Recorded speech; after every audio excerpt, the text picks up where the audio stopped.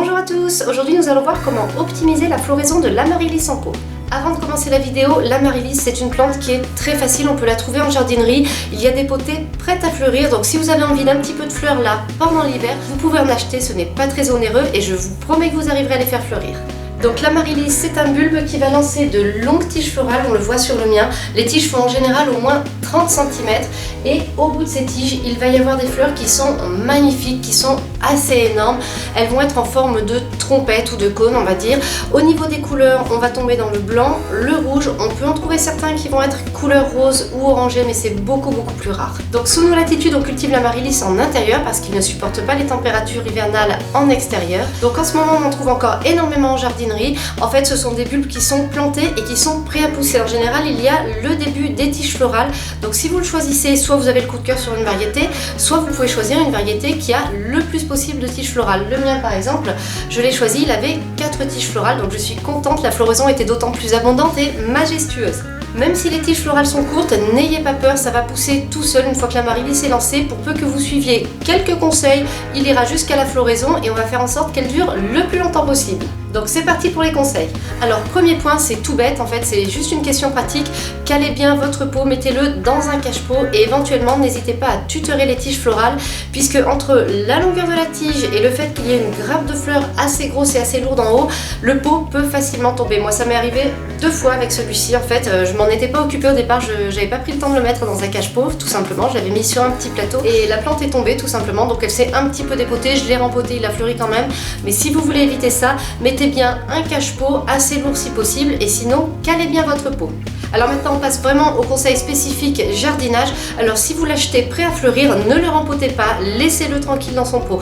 En revanche, si vous l'achetez juste sous forme de bulbe, dans ce cas-là bien entendu vous allez devoir le planter dans un pot pour qu'il puisse fleurir. Troisième conseil, il va lui falloir un emplacement bien lumineux, donc approchez-le d'une fenêtre si possible, ne le mettez pas trop loin en fait d'une fenêtre. En revanche, attention au soleil direct, si vous êtes plein sud, il va falloir prévoir au moins un voilage pour tamiser, ou sinon il va falloir lui trouver un emplacement où le soleil n'arrive pas directement. Quatrième conseil, ça va être la température de votre logement. Idéalement, l'amaryllis se sentira bien entre 18 et 21 degrés. Donc ça marche aussi avec le soleil direct. Si le soleil tape et chauffe trop fort, ça ne va pas être bon pour la plante. Voilà, donc entre 18 et 21 degrés, on est pas mal.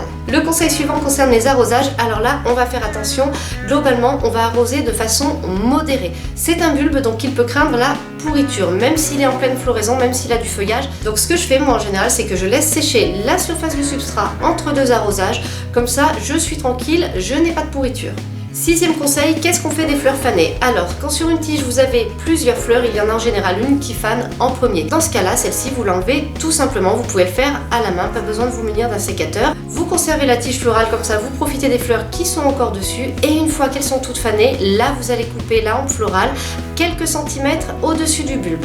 Faites attention aux enfants et aux animaux de compagnie parce qu'il me semble bien que la sève de cette plante est toxique et avec cette grosse tige creuse en fait, en général quand on coupe la tige florale, la sève on peut avoir une espèce de petit lait blanchâtre en fait et je crois bien que c'est toxique, donc soyez prudents si vous avez des enfants ou des animaux de compagnie. Voilà, donc j'en ai terminé avec les conseils qui vont vous permettre de conserver votre floraison le plus longtemps possible et d'avoir une belle floraison. Je vais vous donner quelques conseils pour des variétés puisque ça peut être sympa de choisir sa variété. Alors si vous voulez un beau rouge qui pète bien, n'hésitez pas à prendre le Red Lion. Il est pas mal du tout, il est bien vif, bien écarlate celui-ci et il fonctionne bien en pot. Il y en a un autre qui est intéressant en fait, alors il est blanc avec un liseré rouge sur le bord des fleurs, c'est le Picotti. Et il y a une variété très intéressante, c'est le Papilio, j'en ai déjà parlé dans une vidéo sur les plantes d'intérieur fleuries pendant l'hiver. Donc celui-ci en fait il a des fleurs rouges et vertes striées, en fait ça peut rappeler les fleurs d'une orchidée, donc c'est très joli, très intéressant. Je vous mets une photo, vous pouvez voir par vous-même ce que ça donne. Cette vidéo est maintenant terminée, j'espère qu'elle vous a plu. Si vous avez des remarques, des questions, n'hésitez pas à les poster en commentaire. Merci et à bientôt pour une nouvelle vidéo.